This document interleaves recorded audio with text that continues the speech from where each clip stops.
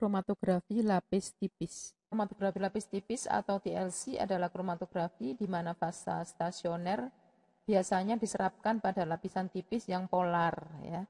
Kalau yang normal itu polar ya untuk fasa diamnya, dan fasa gerak dapat menjadi pelarut tunggal atau kombinasi pelarut. Jadi biasanya untuk fasa geraknya ya 2 atau 3 pelarut dengan perbandingan tertentu. Ya. Dan TLC adalah teknik pemisahan yang cepat, murah, dan dapat digunakan untuk menentukan jumlah komponen dalam campuran. Misalnya kalau mau isolasi zat aktif dalam tanaman ya, kita nanti akan memilih eluen mana yang terbaik ya. Tentunya eluen yang terbaik adalah yang memberikan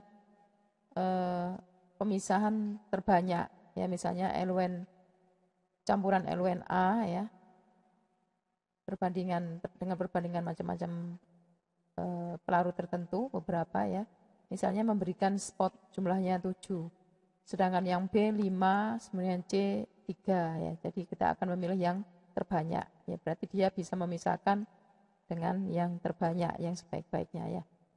Kemudian bisa identifikasi senyawa, misalnya senyawa dengan mempunyai harga RF yang sama dan tentunya eluen sama, itu bisa hampir dipastikan bahwa senyawa itu adalah sama. Kemudian juga selain RF juga warna ya, itu kalau warnanya sama, kemudian F-nya sama, kemudian dicoba dengan berbagai pelarut tadi juga memberikan RF yang sama, maka dia adalah senyawa yang sama. Kemudian mengamati proses reaksi. Maksudnya misalnya di dalam pemisahan itu ada komponen A, komponen B, komponen C. Ini ada yang ditahan di fasa diam, ada yang cepat lolos dari fasa diam ya, atau dia mengikuti fasa gerak, atau yang di tengah-tengah. Nah, itu berarti kan kita bisa memperkirakan kepolaran dari senyawa itu atau ukuran molekul dari senyawa yang kita pisahkan. Kemudian menentukan kondisi yang sesuai untuk kromatografi kolom. Seperti yang sudah saya sampaikan di pertama tadi, bahwa untuk pemilihan eluen itu sangat penting ya, yaitu eluen yang dapat memisahkan dengan sempurna dan dapat diketahui tentunya nanti, misalnya tadi eluen A misalnya dia bisa menghasilkan 7 spot misalnya ya, bisa memisahkan sampai 7 senyawa, kemudian yang B hanya 5, kemudian C hanya 3, tentu kita pilih yang terbanyak ya, eluen yang dapat memberikan pemisahan dengan komponen yang paling banyak. Nah, itu nanti digunakan untuk kromatografi kolom. Kemudian menganalisis fraksi yang diperoleh dari kolom kromatografi. Nanti masing-masing fraksi dari kolom kromatografi nanti akan dipisah-pisahkan, kemudian apakah fraksi-fraksi tadi itu terpisah satu dan yang lainnya, begitu ya. Jadi mungkin fraksi pertama sampai fraksi kelima itu komponen yang sama, kemudian yang 6 ini campuran, yang ketujuh ini sampai yang ke-10 mungkin sama gitu, dan seterusnya. Ya, jadi pemilihan eluen itu sangat penting dalam TLC sehingga nanti bisa diaplikasikan untuk kolom kromatografi yang tujuannya adalah untuk preparatif. Kemudian material dari lapisan tipis adalah silika gel ya, biasanya silika gel atau alumina ya, misalnya seperti itu. Nah, silika sendiri seperti ini, jadi ada Si kemudian ada Oo, lalu adalah polar ya, jadi untuk fasa diamnya atau pendukung fasa diam itu biasanya untuk fasa normal adalah bersifat polar, sedangkan kalau misalnya dibuat non polar maka dia reverse base ya, jadi nanti Si itu tidak dikelilingi oleh O tetapi oleh senyawa organik seperti ini, sehingga nanti fasanya adalah fasa terbalik ya, terbalik dari normal. Kalau tidak disebutkan apa-apa berarti fasanya normal, yaitu fasa diamnya adalah bersifat polar. Nah, ini adalah foto SEM ya dari silika ya, yang dilapiskan pada kaca ini. Kemudian kalau ini dilapiskan pada alumina. Seperti itu ya. Jadi platnya itu bisa dari kaca atau alumina, kemudian dilapisi oleh silika. Ya, ini fasa normal, kemudian ini fasa terbalik. Jadi kalau fasa normal ini O, O ini kan polar sifatnya ya. Kemudian fasa terbalik seperti ini, double space. Ya, sehingga ini seperti ini, sehingga tentunya nanti kebalikan ya, kebalikan dari fasa normal. Kemudian PTLC dapat dibuat dari alumina atau kaca yang dilapisi oleh bahan padat sebagai fase diam atau pendukung fase diam. Ketebalannya adalah 0,1 sampai 0,3 mm. Beberapa di antaranya telah ditambahkan indikator fluoresen yang akan membuatnya berfluoresensi saat disinari dengan sinar UV. Silika biasanya digunakan sebagai fase diam atau pendukung fase diam. Pemisahan campuran sampel akan tergantung pada polaritas sampel. Beberapa silika dimodifikasi juga digunakan dalam tujuan-tujuan tertentu. Nah ini ya, misalnya fasa diamnya silika gel G itu adalah silika gel dengan rata-rata ukuran partikelnya 16 mikrometer yang mengandung kalsium 13%, yaitu kalsium sulfat sebagai agen pengikat ya. Digunakan untuk tes farmakope. Kemudian silika gel G254. Di sini ada ini fluorescence ya yang ditambahkan sehingga nanti bisa dilihat di UV ya, dengan cahaya UV dengan panjang gelombang 254 nanometer. Ya, jadi sama dengan ini, cuma ditambah fluoresen dengan sehingga nanti bisa dilihat di bawah sinar UV pada panjang gelombang 254. Kemudian untuk selulosa, serbuk selulosa dengan ukuran kurang dari 30 mikrometer ya, biasanya untuk identifikasi tetrasiklin. Dan fasa geraknya, kemampuan fasa gerak untuk bergerak ke atas tergantung pada polaritasnya. Pelarut organik yang mudah menguap lebih disukai digunakan sebagai fasa gerak. Ini contoh-contoh fasa gerak. Kemudian ini adalah indeks polaritas dari masing-masing pelarut ya. Air punya polaritas di sini paling tinggi, kemudian heksan dianggap paling rendah. Kemudian bagaimana mekanisme pemisahan? Pemisahan tergantung pada 3 faktor, yaitu polaritas dan ukuran molekul, polaritas fase diam, dan polaritas pelarut atau eluen. Seperti ini misalnya di sini adalah partikel fase diam, kemudian ini ada senyawa A dan senyawa B. Senyawa B ini ternyata lebih terikat oleh fase diam daripada senyawa A misalnya ya. Sehingga nanti senyawa A dan B dapat dipisahkan. Dan senyawa A tentunya lebih diloloskan ya, karena dia tidak terlalu diserap oleh fase diam. Nah, jadi senyawa A nanti lebih mengikuti pelarutnya, kemudian fase B agak ditahan, ya, ditahan di fase diam. Ya, sehingga nanti keduanya dapat terpisah. Ya, seperti ini. Ini arah dari fasa mobile, kemudian senyawa A dan senyawa A dan senyawa B akan dipisahkan. Di sini adalah partikel dari adsorben ya, atau pendukungnya ya, pendukung fasa diam. Ini B lebih diserap, berarti B ini lebih polar daripada yang A.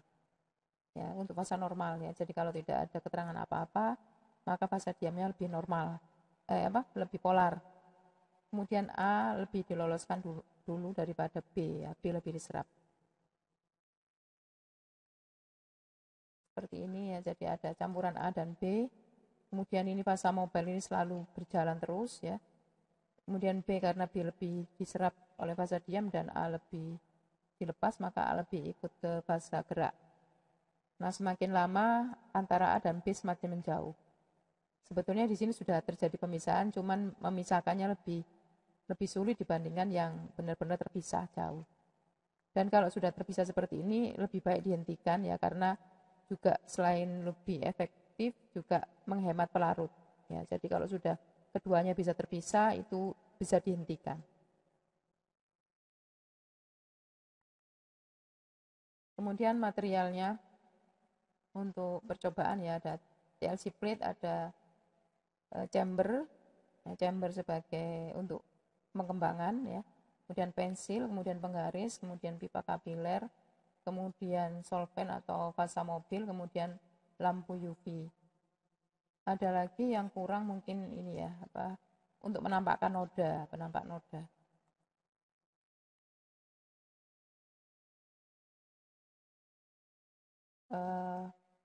Di sini solvent diisikan kira-kira antara 0,5 sampai 1 cm ya, di chamber ya, ini chambernya. Untuk penggunaan chamber ya, wadahnya seperti ini itu nanti harus menyesuaikan. Artinya kalau misalnya TLC-nya itu kecil ya jangan memilih ini yang besar ya. Jadi ya kalau kecil ya pilih kecil, kalau besar ya besar. Ya, jadi tergantung nanti TLC-nya seberapa. Jadi tidak boleh kalau ini kita chambernya memilih punya yang besar sementara yang kita pisah itu kecil gitu ya, itu enggak cocok ya. Jadi nanti seefektif mungkin ya ukurannya itu dibuat yang sesuai ya, jadi jangan menggunakan chamber yang terlalu besar untuk memisahkan dengan TLC yang kecil misalnya ya, jadi harus menyesuaikan. Jadi solventnya dimasukkan ke sini, tidak sekitar ini 0,5 sampai 1 dari bawah. Kemudian kalau kita lihat ini yang A dan B, yang A ini tidak dilapisi oleh, ini normal ya, jadi chamber dengan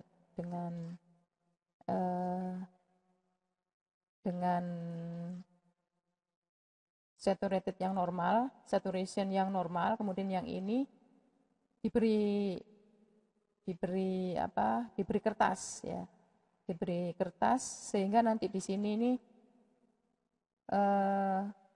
lebih kelembapannya ya itu lebih bagus ya, maksudnya itu lebih banyak mengandung eluan yang ada di semua permukaan.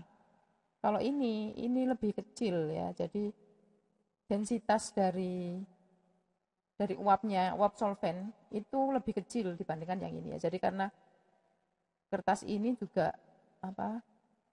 mengandung eluen yang cocok ya, yang maksudnya itu nanti semua itu di semua permukaan ini akan penuh dengan uap eluen ya, penuh dengan uap eluen, jadi jenuh gitu ya. Jadi kalau ini kejenuhannya normal, kalau ini sangat jenuh ya. Nah tentunya pemisahan dengan yang ini lebih bagus, cuma ini pilihan ya, terserah milih yang ini apa ini. Boleh juga hanya salah satu saja ya, nggak usah penuh-penuh semua. Kalau kita menggunakan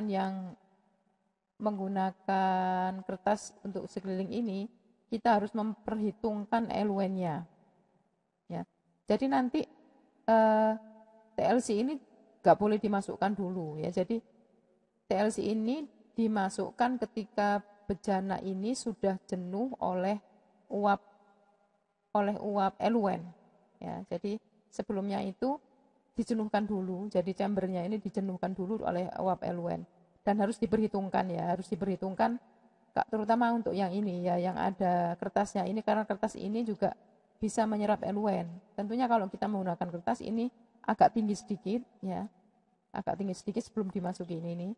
Nah nanti eluennya itu akan menyerap ke semua kertas. Nah setelah menyerap ke semua kertas, terakhirnya itu tidak boleh lebih dari 1 cm ya. Setelah semua kertas ini terbasahi oleh eluen. Ya, jadi kalau pemisahan seperti ini itu lebih sempurna daripada yang bentuk seperti ini.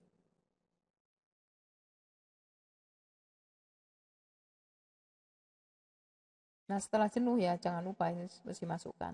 Untuk melihat kejenuhan itu juga bisa dari ketinggian dari eluen ini untuk mencapai puncak ya, untuk melihat kejenuhan dari chamber. Kalau sudah terbiasa kadang-kadang tanpa diberi kertas gitu sudah tahu kira-kira sudah jenuh atau tidak gitu ya. Nah, kita menyiapkan ini dulu sebelum kita membuat ini plate-nya ini. Sebelum kita menyiapkan plate, itu kita jenuhkan dulu chambernya dengan uap eluent supaya nanti pas kita selesai ini sudah jenuh ya. Kira-kira 10 sampai 15 menit lah. Nah, seperti ini ya. Nah, kalau ini papernya ya, kertasnya itu hanya satu sisi, tidak usah semua juga enggak apa-apa. Ini juga membantu menjenuhkan ya, uap dari uap eluent ya. Nah, ini akan menguap kan begitu. Ini fasa mobile. Ya, kemudian ini juga terjadi penguapan ya, kemudian di sini ada kondensasi dan sebagainya akan balik. Ya, ini fasa diam. Nah, ini kemudian supporting fasa diam.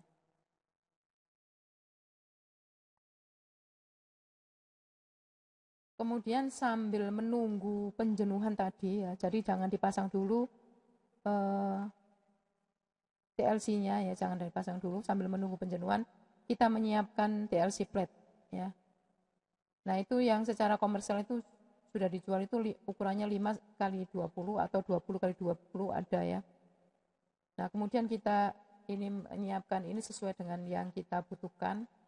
Kemudian setelah itu ya, nggak harus sekian ya, boleh kecil, boleh lebih kecil, jadi potong-potong ya, seperti ini. Misalnya ya, ada besar, kemudian kita sesuaikan ya, kita sesuaikan dengan kebutuhan kita. Apakah kita butuh panjang atau butuh pendek? Kalau senyawa itu mudah dipisahkan, maka tidak perlu terlalu panjang.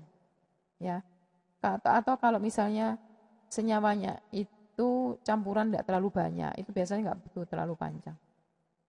Nah, kemudian kita membuat ini garis ini ya, kira-kira 1 cm dari bawah gitu, atau 1 cm lebih sedikit begitu, karena tadi LW-nya antara 0,5 sampai 1 ya, berarti tentunya spot lainnya ini lebih atas dari LW ya. Jadi jangan sampai spotnya nanti tercelup oleh LW ya. Jadi kalau tercelup nanti larut, terus nggak bisa terjadi pemisahan ya, karena semua larut di sini. Ya, jadi spot lainnya itu harus lebih tinggi daripada ketinggian LW.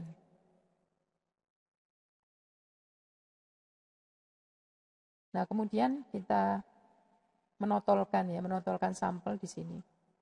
Bisa standar, bisa sampel ya. Jadi nanti ada standar, ada sampel begitu. Kemudian di situ menggunakan jangan lupa sampelnya harus sudah dalam keadaan dilarutkan ya. Kemudian diserapkan ke pipa kapiler, kemudian ditotolkan di sini. Nah, besarnya noda ya, totolan ini kira-kira 0,5 cm atau 5 mm ya. Besarnya jangan terlalu besar atau jangan terlalu kecil. Kalau terlalu kecil nanti juga tidak bisa terlihat, kalau terlalu besar nanti pemisahannya juga kurang bagus. Kita bisa menotolkan 1 sampai 3 kali ya. Jadi penotolan pertama ya, kemudian sampai kering, kedua kering, kemudian ketiga kering, baru nanti di develop. Jadi setelah itu baru di elusi begitu ya. Jadi penotolan bisa 3 kali. Tergantung konsentrasi ya. Jadi biasanya sih sampai 3 kali. Tapi jangan lupa tadi penotolan pertama kering dulu, kemudian kedua kering, ketiga kering begitu. Nah, supaya cepat kering maka bisa dikibas-kibaskan ya. Kemudian bagaimana cara membuat spotler ini, TLC spotler, jadi membuat pipa kapiler ya. Itu bisa dari pipet Pasteur ya, yang biasa kita gunakan di laboratorium. Tentunya yang harus baru ya, harus baru, jangan bekas. Kalau bekas tentunya nanti di dalam sini ya itu sudah pernah ada senyawa tertentu ya, ada bahan kimia tertentu yang di sini nanti akan terukur di TLC nanti ya, jadi harus yang baru. Ya, harus baru. Kalau perlu juga dicuci dengan alkohol, kemudian di oven sebentar sehingga nanti alkoholnya menguap. Nah, setelah itu dengan menggunakan nyala biru ini, bagian ini ya, tengah-tengah ini ya, itu nanti dipanaskan seperti ini. Kemudian ditarik dengan ya dengan kekuatan tertentu gitu ya, jadi jangan sampai terputus. Ya, jangan sampai ini benar-benar putus. Atau kalau terlalu kuat sekali juga nanti ini kapiler ini terlalu kecil anunya apa? Kapilernya. Jadi lubang tengahnya terlalu kecil itu juga tidak baik untuk sebagai pipa kapiler ya. Jadi nanti ini perlu latihan ya, perlu latihan, tidak semua orang bisa. Kemudian setelah itu ditarik gitu kanan kiri dengan kekuatan ya tertentu ya, yang tentunya kanan dan kiri ini kekuatannya sama gitu ya. Terus kemudian nanti akan diperoleh ini kapiler ini, tengahnya ini lubang. Nah kemudian ini bisa dipotong-potong, nanti bisa menjadi beberapa kapiler gitu ya. Dan tentunya jangan lupa bagian ujung dari kapiler itu ya, bagian ujung ini harus rata ya, harus rata. Jadi gampang kok kita cuil ya dengan menggunakan ujung jari ya, jadi diratakan gitu ya. Jadi jangan tidak rata, kalau tidak rata nanti waktu menotolkan sulit ya. Setelah itu bisa digunakan. Nah, tetapi sudah ada juga pipa kapiler yang secara komersil sudah ada ya, misalnya anggaplah ini seperti ini ya bentuknya ya, seperti itu. Itu sudah ada ukuran tertentu. Jadi misalnya satu pipa kapiler sudah penuh, itu isinya sekitar 20 mikroliter. Ya, jadi kalau itu untuk tujuan kuantitatif. Ya. Kalau untuk tujuan kuantitatif itu digunakan pipa kapiler yang siap beli. Ya tentunya itu mahal ya. Kalau ini kan kita membuat sendiri. Ya, kalau yang untuk tujuan kuantitatif itu per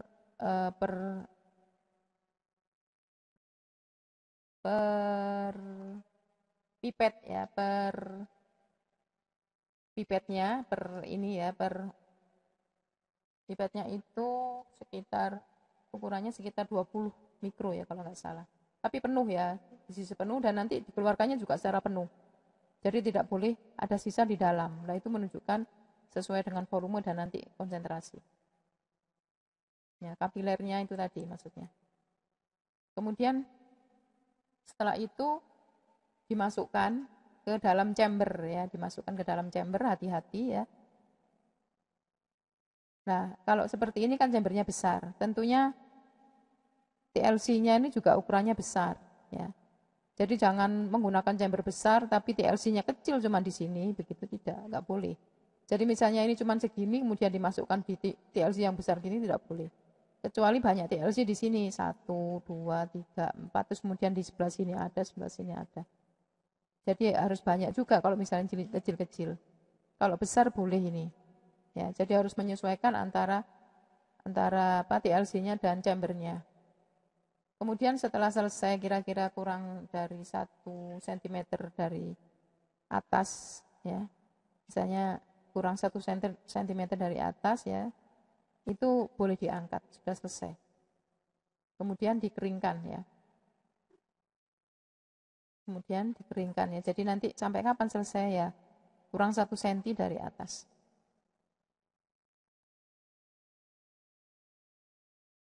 Untuk sampel yang berwarna mungkin mudah ya, langsung terlihat.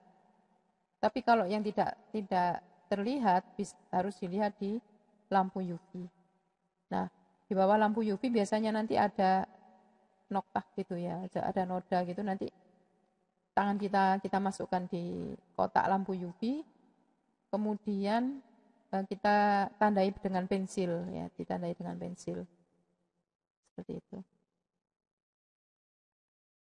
Nah, selain kalau berwarna sudah gampang ya untuk dideteksi, kemudian kalau di bawah sinar UV juga bisa. Keuntungan menggunakan sinar UV, sampelnya tidak rusak. Jadi sampelnya tidak rusak kalau kita menggunakan sinar UV. Kemudian yang lain juga bisa, misalnya menggunakan iodin ya. Jadi nanti dengan menggunakan chamber misalnya beker gelas ya, beker gelasnya nanti kita beri iodin kristal, kemudian kita siapkan tutup objek gelas, kemudian TLC-nya kita masukkan. Kita tunggu beberapa saat, kemudian kita angkat, nanti noda-noda itu akan terlihat ya, misalnya warnanya jadi coklat. Kemudian ninhidrin ini biasanya kita buat larutan dengan konsentrasi tertentu ya, dengan menggunakan pelarut yang mudah menguap ya, misalnya etanol kalau tidak salah ya itu. Kemudian kita semprotkan ke TLC ya, disemprotkan ke TLC. Kemudian dipanaskan sebentar di oven. Itu nanti akan ada spot yang berwarna ungu. Ya, ada spot berwarna ungu. Kemudian ada K-4 juga bisa digunakan untuk reducing agent ya. Seperti glukosa, fruktosa, vitamin C dan yang lainnya. Kemudian ada alkalin tetrazolium blue.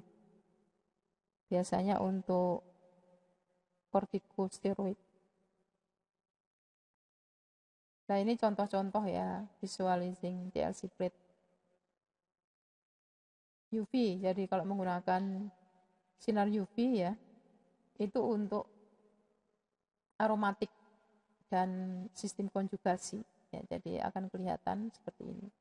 Kemudian kalau menggunakan UV ya, UV itu akan berwarna coklat seperti ini. Dan biasanya untuk aromatik ya.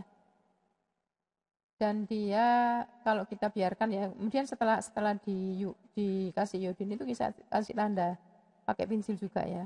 Kemudian kalau kita biarkan nanti iodinnya ini akan hilang. Ya, jadi ada half time. Dan nanti akan hilang. Nah, itu nanti bekasnya ini adalah mengandung senyawa yang dipisahkan.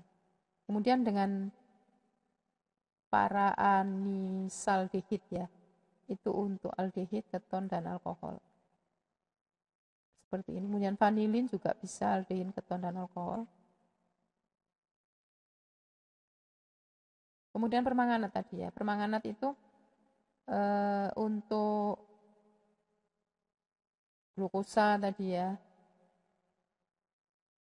Nah, dengan disemprot dengan permanganat, maka ini yang ungu ini permanganatnya, kemudian yang nokta ini adalah senyawa yang dapat dioksidasi oleh permanganat ya. Jadi dia warna ungunya ini jadi hilang gitu ya. Jadi di situ diberi tanda. Ya, jadi senyawa yang bisa dioksidasi oleh permanganat. Kemudian menggunakan PMA untuk alkohol, fenol, alken, dan karbonil, senyawa karbonil ya. Kemudian besi itu untuk senyawa fenol, ya, jadi disemprotkan larutan besi 3.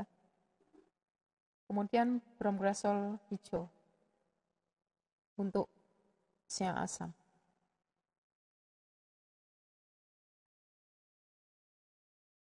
Nah, setelah itu diukur RF-nya ya. RF adalah jarak yang ditempuh oleh sampel dibagi yang ditempuh oleh eluen. Ya, seperti ini. Ini ada 2 senyawa ya yang dipisahkan. Komponen A dan komponen B. Komponen A ini awalnya dari sini ya, komponen A dibagi DA dibagi DS, untuk B DB diganti dibagi DS.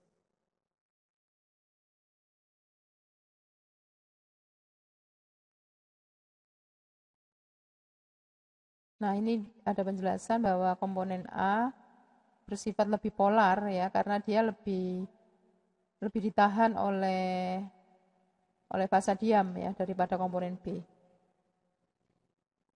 Nah, dia kurang polar.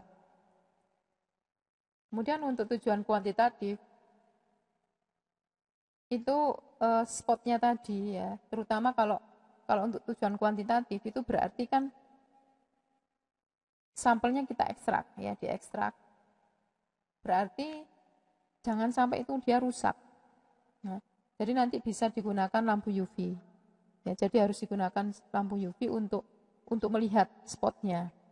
Kemudian kita tandai, kemudian itu dikerok ya, dikerok dengan spatula, kemudian diekstraksi menggunakan solvent yang cocok. Kemudian setelah itu dilakukan ekstraksi, kemudian ditentukan dengan alat ya, misalnya spektroskopi ya. Gitu ya. Jadi untuk tujuan kuantitatif.